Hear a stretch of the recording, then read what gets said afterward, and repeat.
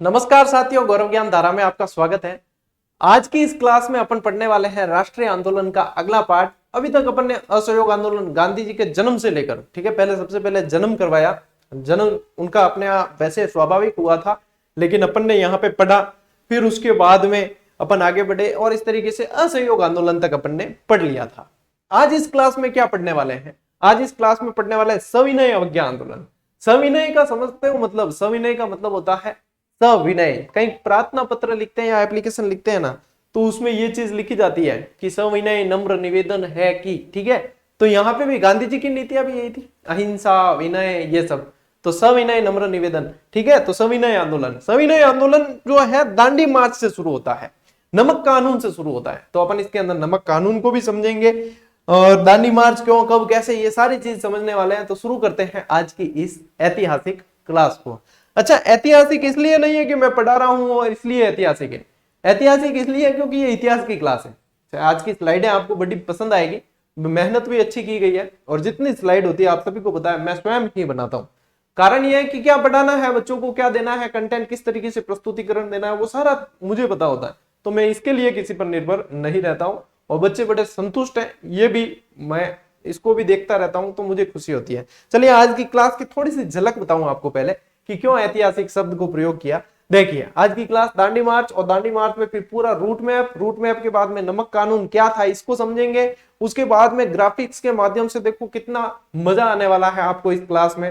पूरा ही दांडी मार्च और सविनय अवज्ञा आंदोलन, फिर गोलमेज सम्मेलन, गांधी इरविन पैक्ट, ये सारी ही चीजें अपन आज पढ़ने वाले हैं। तो निश्चित रूप से राष्ट्रीय आंदोलन बड़ा इंटरेस्टिंग टॉपिक होने वाला है आज आप लोगों के लिए। चलिए समय को नहीं गवाते हुए सीधा ही अपन चैप्टर को शुरू करते हैं। पढ़ रहे हैं अपन सविनय अवज्ञा आंदोलन। तो कहीं ना कहीं कोई ना कोई आंदोलन जैसे शुरू होगा तो कहीं ना कहीं डिसीजन लिया जाएगा, निर्णय लिया जाएगा। आप लोगों ने जैसे तैयारी शुरू की तो उसका भी कहीं ना कहीं निर्णय हुआ होगा। भाई किसी से सलाह ली होगी, किसी अनुभवी लोगों से पूछा होगा, या कहीं वीडियो देखे होंगे, या कहीं किसी से रहा, मतलब कहीं ना कहीं से आपका मार्गदर्शन हुआ होगा, फिर निर्णय लेते हैं। यहाँ पे भी सविनय अवज्ञा आंदोलन शुरू करने का निर्णय लिया गया लाहौर अधिवेशन से। कांग्रेस के लाहौर अधिवेशन से यह निर्णय लिया गया, सविनय अवज्ञा आंदोलन शुरू करने का निर्णय लिया गया। अब देखो, लाहौर अधिवेशन में आपको एक और चीज याद रखना, रावी नदी याद रखना है, ठीक है। और लाहौर अधिवेशन कब हुआ था? 1929 में, ठीक है। अध्यक्षता कर रहे थे नेहरू जी। नेहरू जी ने यहाँ पे एक मतलब ये चीज क्लियर कर दी कि हमें औपनिवेशिक राज्य नहीं चाहिए, हमें तो चाहिए पूर्ण स्वराज्य। तो कभी भी पूछे कि कांग्रेस के कौन से अधिवेशन में पूर्ण स्वराज्य की मांग की गई, तो वो लाहौर अधिवेशन था, ठीक है। इसी के अंदर आपको ध्यान रखना है पूर्ण स्वराज्य, पूर्ण स्वराज्य की मांग की गई। और रावी नदी के तट पर 31 दिसंबर 1929 को तिरंगा झंडा लहराया। किसने? नेहरू जी ने। और ये डिसीजन लिया कि अपन जो है 26 जनवरी 1930 को पूर्ण स्वराज्य दिवस मनाएंगे, कि 26 जनवरी 1930 को तो पूर्ण स्वराज्य दिवस मनाएंगे और उसके बाद हर साल स्वतंत्रता दिवस मनाएंगे। तो 26 जनवरी 1930 को पहला पूर्ण स्वतंत्रता दिवस मनाया गया, ठीक है। वैसे स्वतंत्रता बाद में मिली थी, लेकिन पूछते ना पहला स्वतंत्रता दिवस कब मनाया गया, तो 26 जनवरी 1930 को मनाया गया है। और ये डिसीजन लिया था लाहौर अधिवेशन के अंदर ही लिया था। ये थोड़ी सी मतलब जानकारी आप लोगों को होनी चाहिए, ये है। चलिए आगे बढ़ते हैं। नागपुर अधिवेशन में जो 1930 को हुआ, इसकी पुष्टि हो गई, किसकी? कि सविनय अवज्ञा आंदोलन करना है, ठीक है।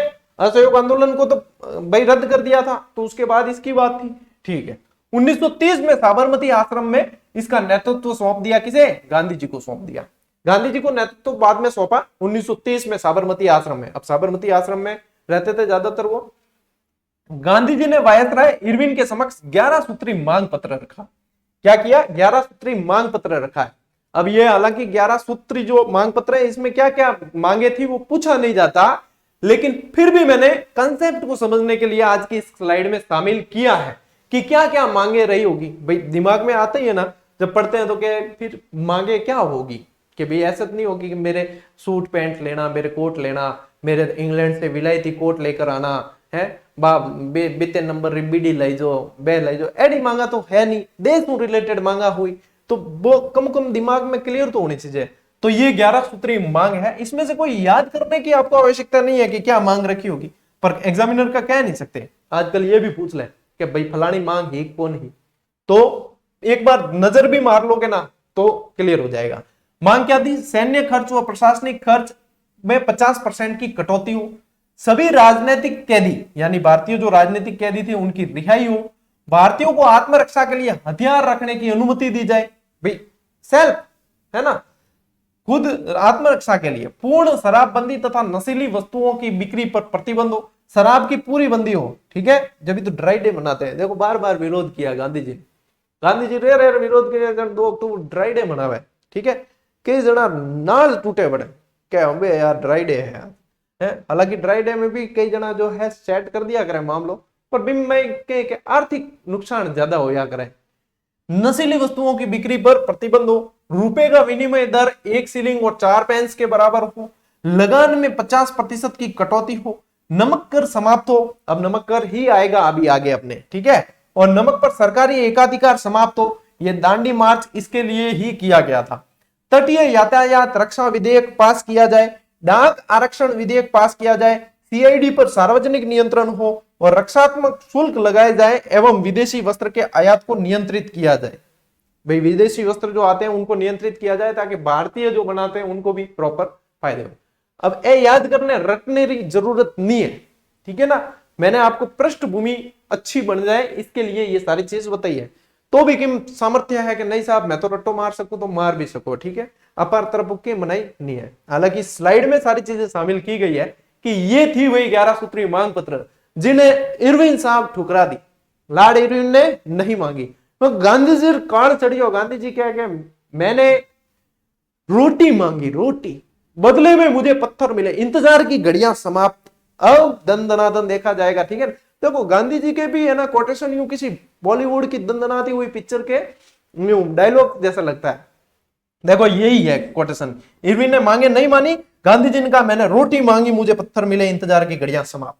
अब इरविन खैर नहीं, ठीक है, गांधी जी भी बहुत कैरेक्टर दमदार था, ठीक है, अपन फोटो दिखे खाली बुजुर्ग आदमी फोटो दिखा हुआ, बाकी बहुत कैरेक्टर दमदार हुआ, ठीक है, अंग्रेजार कई बार चक्का छोड़ा उड़ा है।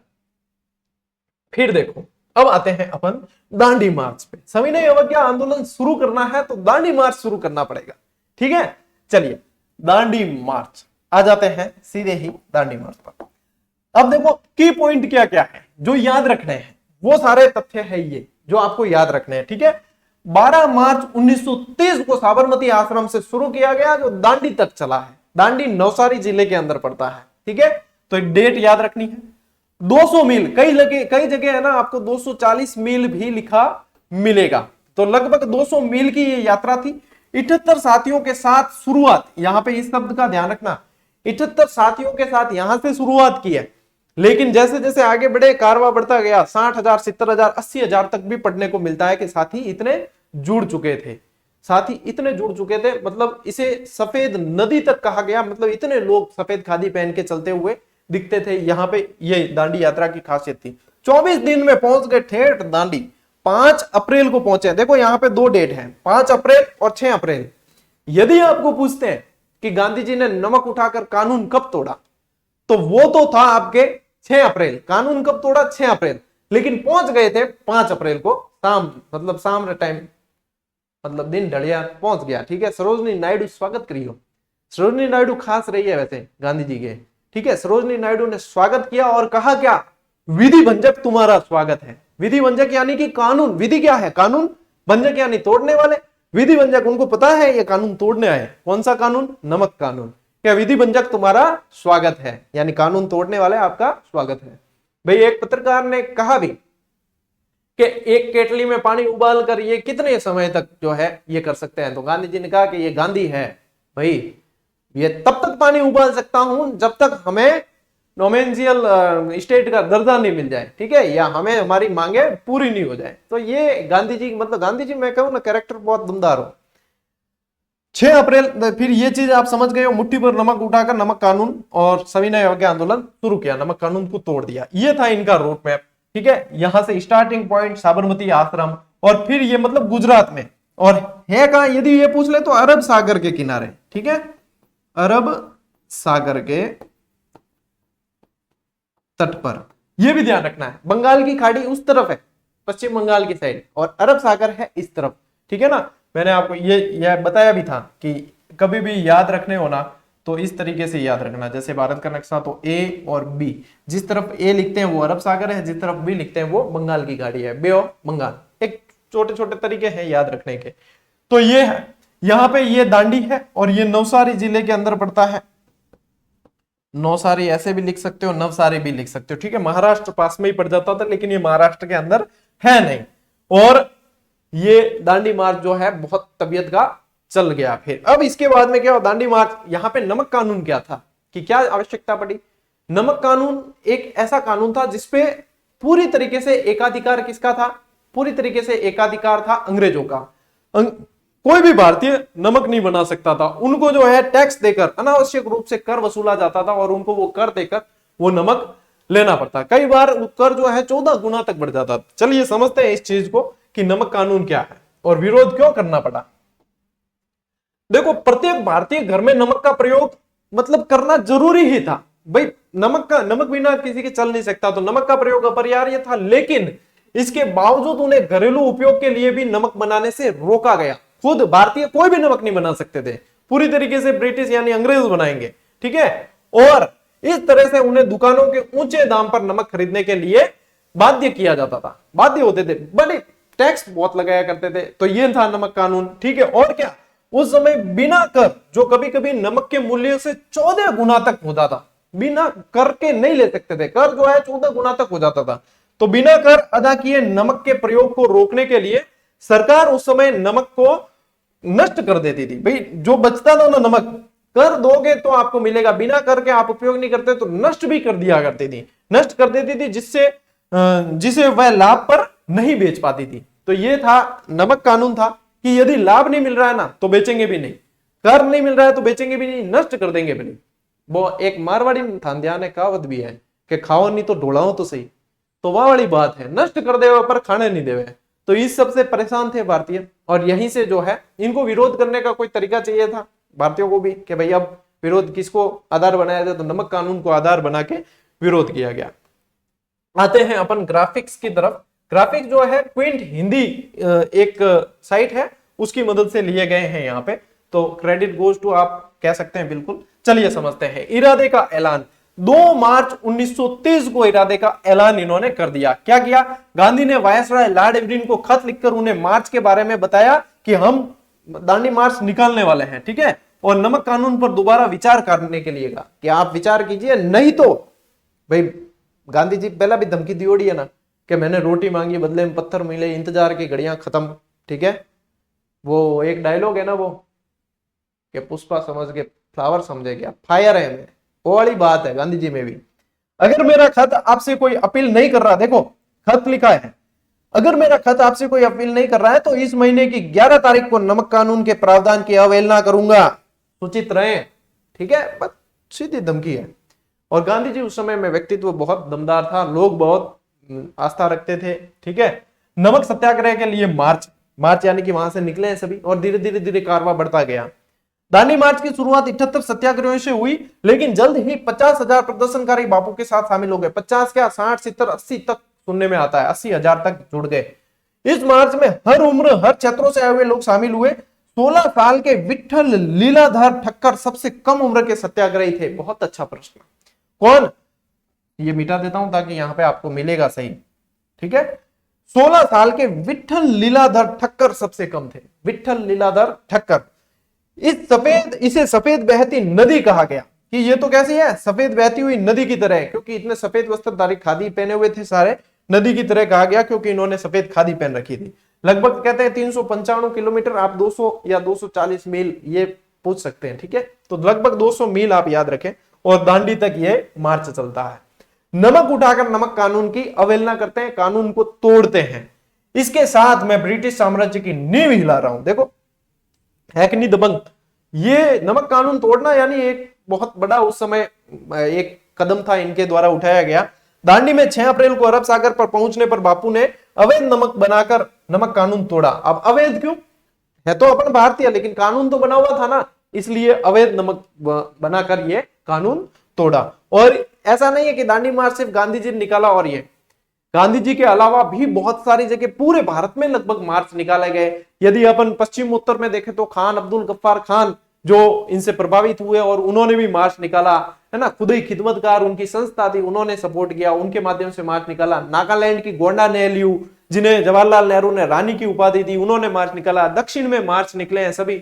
और गांधी जी के इस मार्च की तुलना जो है रोम के मुसोलिनी के रोम मार्च से की है, नेपोलियन के पेरिस मार्च से इस मार्च की तुलना की जाती है, यानी कि ये बहुत बड़े लेवल पे था। अमेरिकी पत्रकार वेब मिलर भी इनके साथ में शामिल थे। पहले उन्हें साबरमती आश्रम में रुकाया, बढ़िया आराम हो, ठीक है। बिंग बाद बेबी आने हाथे आते हैं, यानी कि देखो प्रेस कवरेज के साथ साथ अमेरिकी पत्रकार वेब मिलर, याद रहे ना, एक नाम यहां लिख देता हूं ताकि आपको याद रहे। ये पूछते हैं अमेरिकी पत्रकार वेब मिलर भी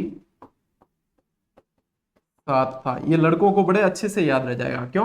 क्योंकि अभी आईपीएल चल रहा है और डेविड मिलर को रोज देखते हैं ये, ठीक है। मैं खुद भी आज की क्लास ले रहा हूं जब राजस्थान रॉयल्स का मैच चल रहा है, देख लो त्याग, ठीक है, त्याग करियोड़ो है तो भी थे शेयर नहीं करो, अरे शर्म आनी चीजें तो दबान शेयर करना चाहिए कि सर। और मैं मैच का कीड़ा हूं एक तरीके से, मतलब मैंने 4 मैच लगभग स्टेडियम में जाकर देखे हैं, तो समझ सकते हो आपकी कितना शौक होगा। और इस शौक को आप लोगों के लिए त्यागा है भाई, कहने वास्ते नहीं है, हकीकत त्याग करियो ना। बाद में देखा, हाईलाइट में देख लो थोड़ा बिंग बाद में, हालांकि क्लास आपने 12 बजे मिले, लेकिन रिकॉर्ड एक दिन पहला करनी पड़े, ठीक। चलिए आगे बढ़ते हैं। गांधी इरविन समझौता, हालांकि ये बाद में होता है गांधी इरविन समझौता, लेकिन अपन इसको पढ़ते हैं एक बार। आखिरकार अंग्रेज झुक गए, लॉर्ड इरविन इन बातों पर राजी हुए। सभी राजनीतिक कैदियों की रिहाई, लोगों को स्वतंत्र रूप से नमक इकट्ठा करने और बेचने की अनुमति, नमक कर हटाना, कांग्रेस से प्रतिबंध हटाना और कांग्रेस से प्रतिबंध हटाना वगैरह, ये सब। दांडी मार्च बापू के अहिंसक विरोध के सिद्धांत का एक बड़ा उदाहरण था, जिसे सत्याग्रह के नाम से अपन सत्य के लिए आग्रह कहते हैं ना, सत्याग्रह को, तो यही चीज है। नेहरू जी को यकीन नहीं था कि नमक विरोध सफल होगा। नेहरू जी विश्वास ही कौन हो कि वो भी सफल हुई कि नहीं हुई, क्योंकि एक तो असहयोग आंदोलन से ठेस पहुंची हुई थी। सरदार पटेल ने भूमि राजस्व बहिष्कार का सुझाव दिया, लेकिन गांधी ने अपने फैसले पर पूरा यकीन था। भाई अलग अलग सुझाव होते, जब फिर लाहौर अधिवेशन में भी कई, देखो जितने दिमाग उतनी बातें। सरदार पटेल थे, उन्होंने भी कहा कि भूमि राजस्व का बहिष्कार करना चाहिए, भूमि का जो कर है उसका बहिष्कार करना चाहिए, लेकिन इन्हें विश्वास था। और नमक विरोध का ख्याल, देखो लॉर्ड इरविन की हालत, नमक विरोध का ख्याल मेरी नींद नहीं, मतलब नमक विरोध का ख्याल मेरी रात की नींद नहीं उड़ाता, मतलब इतना इसके अंदर डर बैठ गया था कि ये चीज है, ठीक है। चलिए, सविनय अवज्ञा आंदोलन, गांधी के शब्द सच साबित हुए। नमक सत्याग्रह ने देश भर में सविनय अवज्ञा आंदोलन का रूप ले लिया। पूरे देश में पूर्ण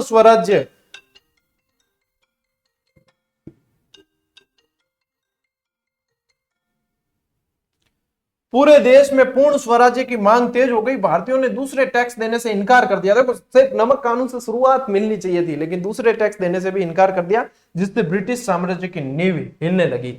और दूसरे नमक सत्याग्रह में देखो एक दरासना वाला बहुत प्रसिद्ध है, ठीक है, तो उसको भी पढ़ते हैं। एक ये दक्षिण भारत में हुआ, वैदरण्यम मार्च कहा गया। गांधी के सहयोगी और बाद में भारत के पहले गवर्नर जनरल बनने वाले राजगोपालाचारी ने तिरुचिरापल्ली के तमिलनाडु तट पर वैदरण्यम तक एक नमक मार्च का आयोजन किया।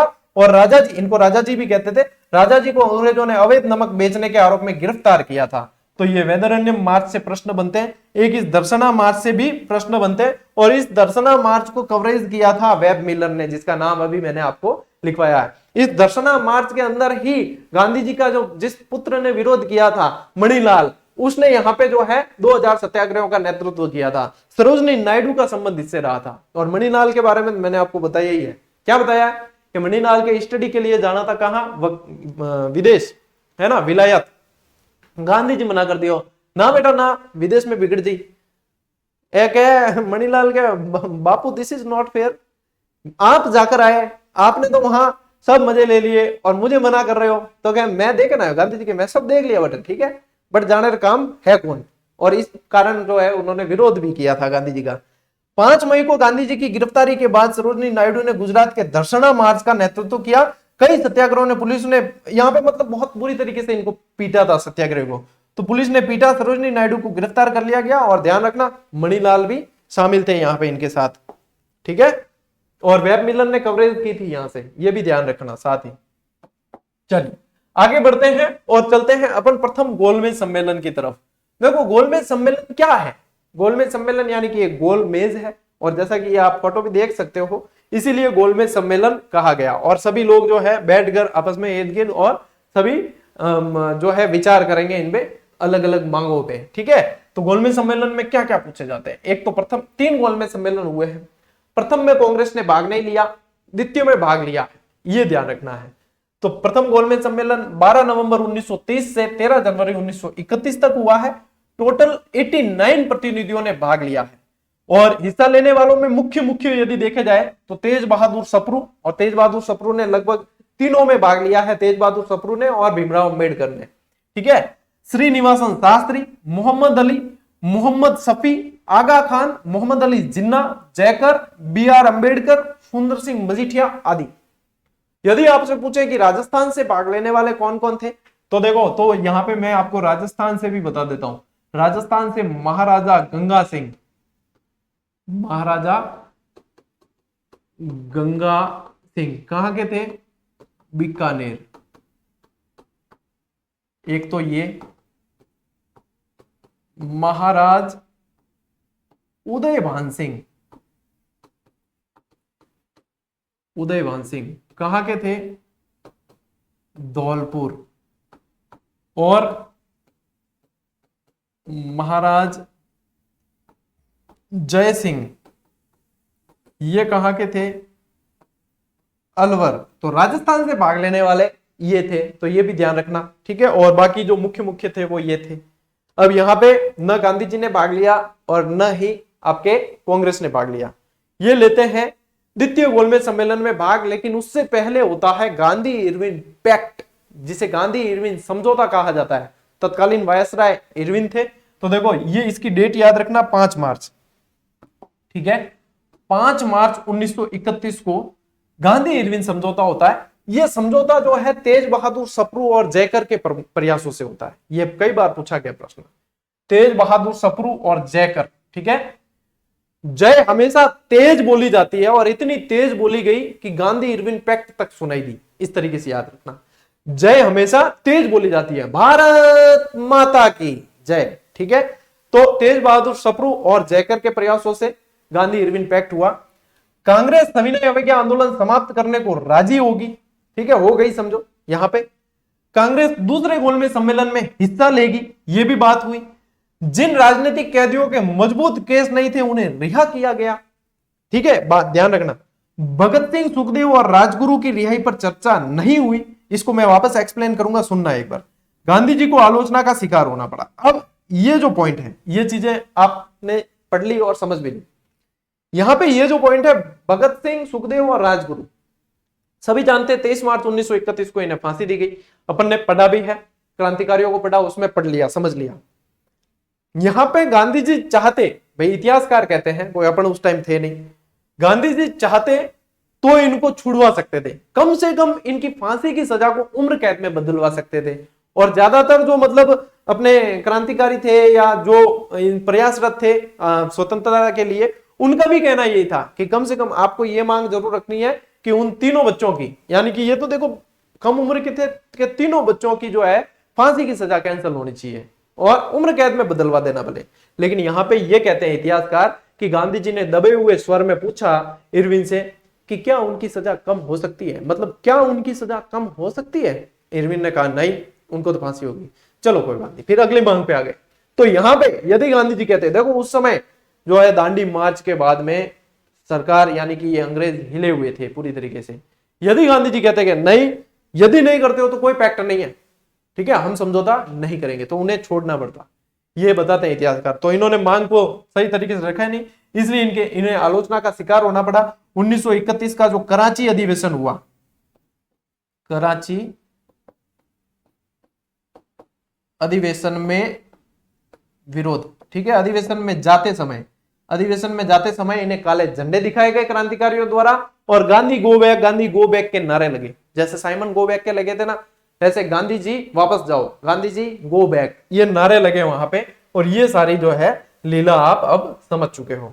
चलिए अगले फैक्ट पे आते हैं, द्वितीय गोलमेज सम्मेलन। अब ये चीज हो गई, अब गांधी इरविन पैक्ट में ये बात तय हुई कि कांग्रेस जो है गोलमेज सम्मेलन में भाग लेगी और गांधी जी भाग लेंगे, ये आया तो कांग्रेस की तरफ से गांधी जी ने भाग लिया।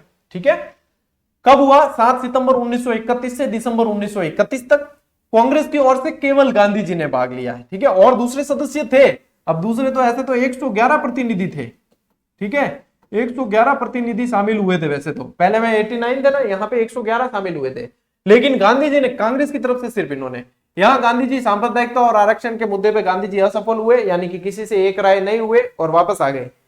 गांधी जी वापस आए, उसके बाद 28 दिसंबर 1931 को बंबई पहुंचते, और यहां पे एक और कोटेशन आपको याद रखना है। मैंने आपको कहा है कि गांधी जी का कैरेक्टर है ना, पुष्पा समझ के फ्लावर मत समझना आप, फायर है। यहाँ पे आके और एक कोटेशन है, यानी बॉलीवुड के जितने डायलॉग आप याद नहीं कर सकते उतने कोटेशन आपको याद कर लेने हैं। गांधी जी ने क्या कहा? गांधी जी ने कहा, यह सच है कि मैं खाली हाथ लौटा हूं, यह सच है कि मैं खाली हाथ लौटा हूं, किंतु मुझे संतोष है कि जो ध्वज आप लोगों ने मुझे सौंपा उसके साथ मैंने कोई समझौता नहीं किया। 2-3 चीजें याद करनी है।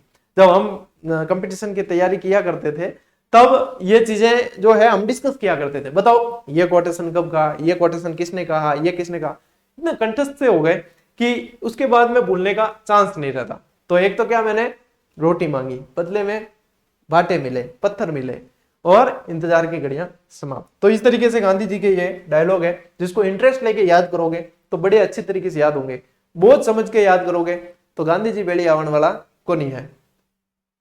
द्वितीय सविनय अवज्ञा आंदोलन 1 जनवरी 1932 से 1934 तक। ठीक है, अब देखो पहला वाला तो गांधी इरविन पैक्ट से समाप्त करने की घोषणा कर चुके थे, समाप्त हो गया। जब गांधी जी वापस आए तो कोई मिले ही नहीं, कहीं क्रांतिकारी नहीं दिखे, सबको पकड़ पकड़ के कईयों को तो जेल में डाल दिया वापस, तो पूरी सड़कें सुनी मिली, कहीं मिले ही नहीं। तो गांधी जी को मजबूरन द्वितीय सविनय अवज्ञा आंदोलन शुरू करना पड़ा। गांधी जी के वापस स्वदेश लौटने पर लगभग सभी दिग्गज नेता गिरफ्तार हो चुके थे। इरविन की जगह वेलिंगटन वायसराय बन चुका था, वेलिंगटन यहाँ पे वायसराय बन चुका था। और वेलिंगटन है ना, अपनी बहन को एक खत लिखता है, उसमें कहता भी है, गांधी जी परेशान हो, उसमें कहता भी है कि ये गांधी नाम का आदमी अगर दुनिया में नहीं होता तो दुनिया बड़ी खूबसूरत होती।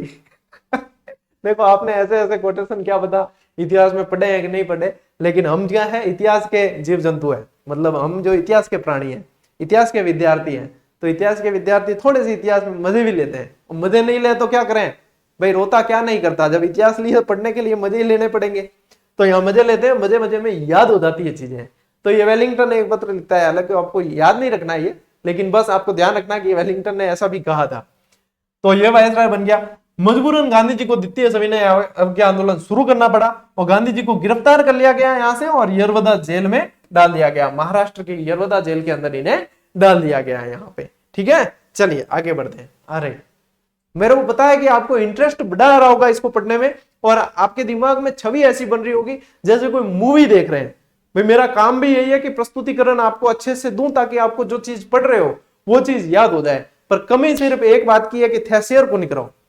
ठीक है, कई जना कमेंट भी करन कहते हैं गुरुजी मैं शेयर को नहीं करा के मन यूं लागे कि दूजा कोई फायदो ले ली, और दूजा फायदो तो यूं भी ले थे छुपान कद कद कितनी दिन रहा का।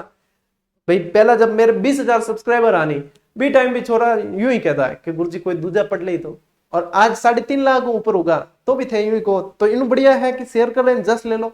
ठीक है, दुआएं ही मिलेगी, और जिसको बताओगे वो दिल से दुआएं देगा कि वास्तव में यार वास्तव चीज बताई। पूरे कोर्स हकीकत बता रहा हूं, कोई भी निःशुल्क नहीं करवाता है, सब्जेक्ट की क्लासेस भी दे रहे हैं, कोई नहीं करवाता। यदि इतना आसान होता तो सभी करवा रहे होते भाई, इसमें बिल्कुल ही खर्चा नहीं आता है, या इसमें मजे मिल रहे होते, या बहुत लीला लहर हो रही होती तो सभी करवा रहे होते ना। सभी क्यों नहीं करवा रहे? Think about it. ठीक है, इसको सोचे, और उसके बाद में यदि लगे तो फिर आपको करना चाहिए। मैं तो करना ही चीजें नहीं, मैं शौकन का लूला बाद में। ठीक है, कि शेयर करना ही है, नहीं बाद में बस मैं कह दूं छोटा हा बच्चा जाना घना ही करता। ठीक है, कई डायलॉग बोलता जो हमें नहीं बोलूं, बाकी थे समझ जाओ, समझदार को इशारा काफी। ठीक है, चलिए टेलीग्राम पे पीडीएफ मिलेगी, और आप लोग भी 1,53,000 साथियों के सदस्य बन सकते हैं। टेलीग्राम पे 1,53,000 विद्यार्थी ऑलरेडी वहां से फायदा उठा रहे हैं। तो बिना किसी संकोच कोई सोल कोल बटे कोई पैया टका लगने वाला को नहीं है, डायरेक्ट सिर्फ जुड़ना है, ठीक है। और जुड़ जाना, पीडीएफ वगैरह आपको समय पे और सारी सूचनाएं भी समय पे मिल जाती है। चलिए मिलते हैं साथियों अगले वीडियो में, अगली क्लास में। तब तक के लिए राम राम, जय हिंद।